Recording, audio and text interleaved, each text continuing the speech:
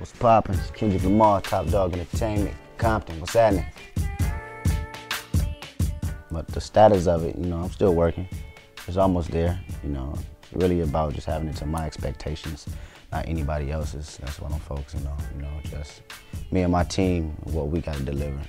So we working. Well, I can give you directions of the lyrics or, the content. The producer's really in-house.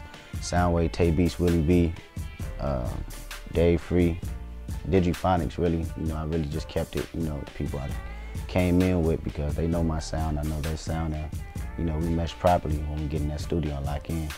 Yeah, that's about it. Everything else is really just free ball, but I really want to lock in with my folks first. Coachella, there's nothing much to say about that, really. It's like, I performed with 10 people.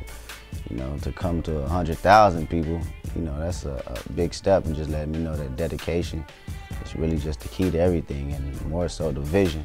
I always visualize being in front of a crowd like that, and that happened that day, both of them weekends. Being on stage with Dr. Dre, that's a whole nother thing. The first thing is just seeing him perform. I never seen him perform, period. And to be right on side and see him, Snoop, Dash, Corrupt, Warren G, out there at the same time, that's even more of an experience. And Dre is a perfectionist. Everybody know he's gonna take the game to the next level. So the hologram TUPAC jump off, that was just one of his crazy ideas that he pulled off. Taking his showmanship to the next level and making sure that the younger generation still remember and appreciate Pac the same way we did. Because these kids coming up now, they used to hearing what they hear on the radio, and they will eventually forget about a legend. So, Tupac, R.I.P. Still to this day, I think they got a lot of similarity because they come from the same struggle, and ultimately they had a battle with themselves, they try their best to overcome. DMX still trying to overcome it, the situations he's going through. And we all know Pac's stories and his wars within himself spiritually, and just fighting temptation. And I think it just comes with the territory of just being a person in the world, in life. And that's why I think everybody can relate to him the most, Pac. And I think each individual artist that's out, we take a niche or something from them. Eventually, if not now, eventually you will, whether it's a flow, whether it's your delivery, or whether it's just your approach to records. Greatest of all time. Ready? And action. I feel good about this record, stamping it, the people stamp it as the new anthem for West Coast. So be it. We were just in the studio having fun, really, and that's how the best records come about. We weren't going for no particular type of record or feel. We just wanted to have fun, and it felt like me.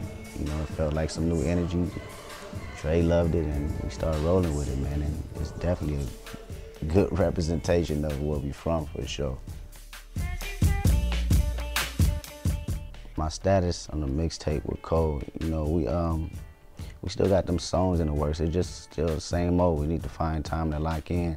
It's a busy man, I'm a busy man. We talk on the phone as homies all the time, so, the relationship is always there, but we just need to find a medium to lock in and just finish it, knocking it out, so it's still in the works, but, that's the homie, period. And J. Cole is an incredible artist, the damage he done. I respect him, lyrically, on the beats, as a person, so I like to build with people like that, man. They got the same passion for music that I got. I don't care who you are or what type of music you're doing. Next 5 or 10 years. Basically really just starting with the music first, making the best music as possible, then eventually having that trickle down to what I want to do and give back to my city.